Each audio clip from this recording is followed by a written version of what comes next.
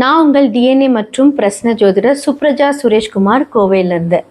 இன்றைக்கு நம்ம பார்க்க போகிறது ஆவணி மாத பலன்கள். நிறைய நல்ல பண்டிகைகள் இந்த மாதத்தில் வரப்போகுது. கோகுலாஷ்டமி, அடுத்ததாக விநாயகர் சதுர்த்தி அண்டு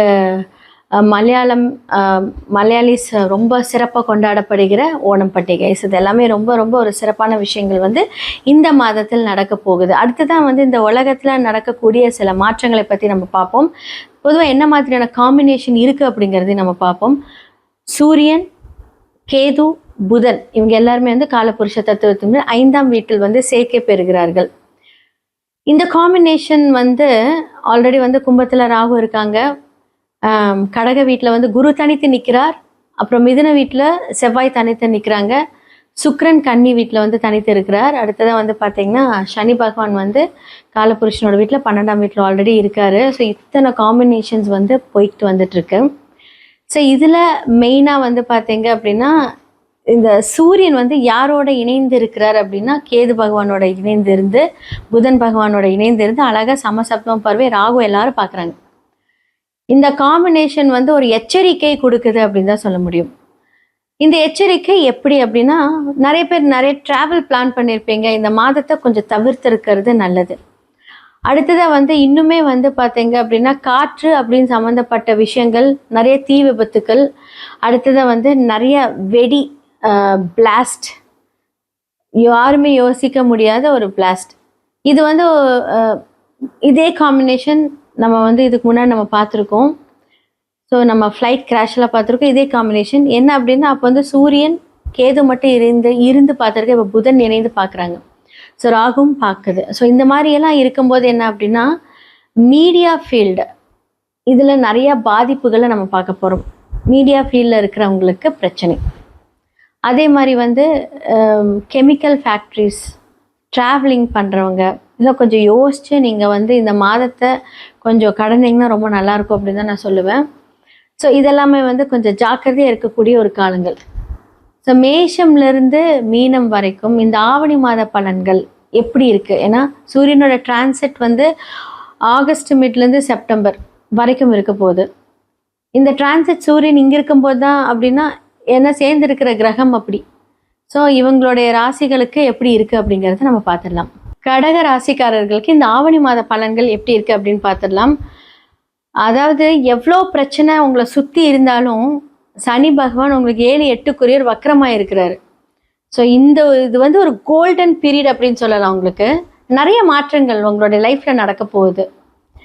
இந்த சனி பகவான் வக்கரமாக இருக்கக்கூடிய நிமிஷத்தில் உங்களுக்கு என்னென்ன விஷயங்கள் ரொம்ப ஃபேவராக வேணுமோ எல்லாமே சாதிச்சுக்கோங்க அப்படின்னு தான் நான் சொல்லுவேன். 5-10க்கும் இருக்கக்கூடிய செவ்வாய் உங்களுடைய லக்னத்திலேருந்து 10ஆம் இடத்தில் விரயஸ்தானத்தில் உட்காந்துட்டு இருக்காரு. புதன் உங்களுடைய 2ஆம் வீட்டில் சூரியன் கேதுவோடு இணைந்திருக்காங்க. வார்த்தைகளில் கவனம். அதாவது மோஸ்ட்லி கடக லக்னக்காரர்கள் ராசிக்காரர்கள் ரொம்ப அமைதியாக இருப்பாங்க.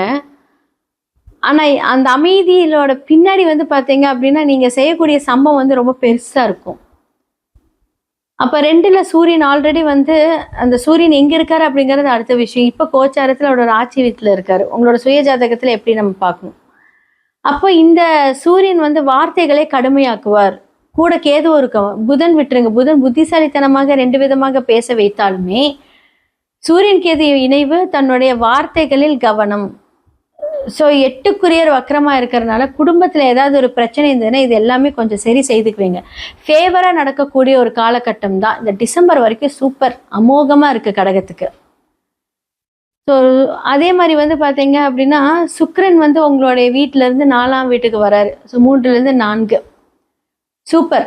அதாவது என்ன அப்படின்னா ஒரு புதுசான ஒரு விஷயங்கள் ரொம்ப ஒரு ப்ளஷிங்காக நடக்க போகுது உங்களோட வாழ்க்கையில். யோசிச்சு முடிவு பண்ணுவீங்க. ஆக்சுவலாக நீங்கள் சீரியஸாகவே ஜென்ரலாகவே யோசிச்சு முடிவு பண்ணுவீங்க. ஆனால் இந்த காலகட்டத்தில் எல்லாமே திடீர் மாற்றங்கள் நிறைய வரப்போகுது.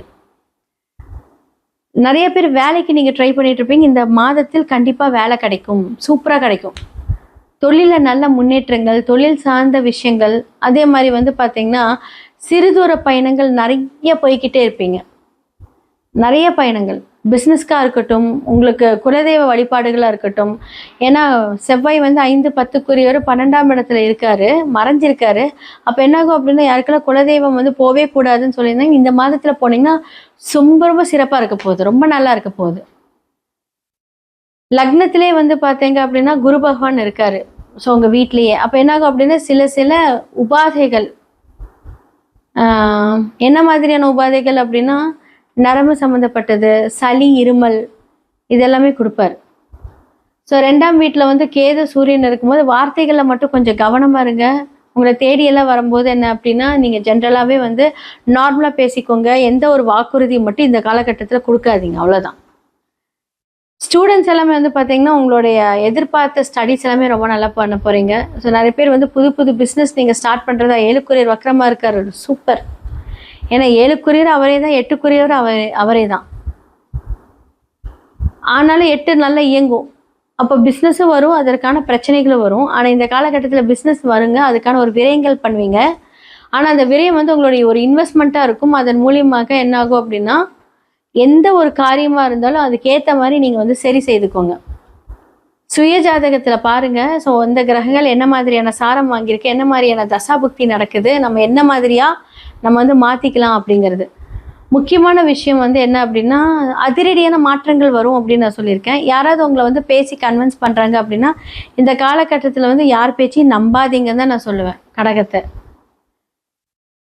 இப்போ திருமணம் ஆயிடுச்சா, ஒய்ஃபோட பேச்சை கேட்குறீங்களா, அவங்க அம்மாவோட பேச்சை கேட்குறீங்களா, இல்லை உங்கள் அம்மாவோட இந்த மாதிரி என்ன ஆகும் அப்படின்னா இந்த மாதிரியான ஒரு கிராஷ் வரும். ஏன்னா 2ல் சூரியன் உட்காந்துட்டாங்க இல்லைங்க, அந்த வார்த்தைகளில் கடுமை.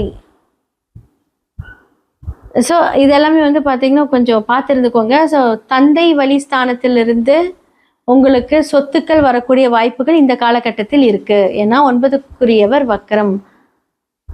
அதே மாதிரி வீடு கொடுத்த குரு வந்து லக்னத்தில் இருக்காரு. சூப்பரான ஒரு காம்பினேஷன். இந்த காலகட்டத்தில் கடகத்துக்கு எவ்வளோ கஷ்டப்பட்டாலுமே வேலை இல்லாதவங்களுக்கு வேலை கிடைக்க போகுது, தொழிலில் வந்து டபுள் ட்ரிபிளான ஒரு விஷயங்கள் நடக்க போகுது.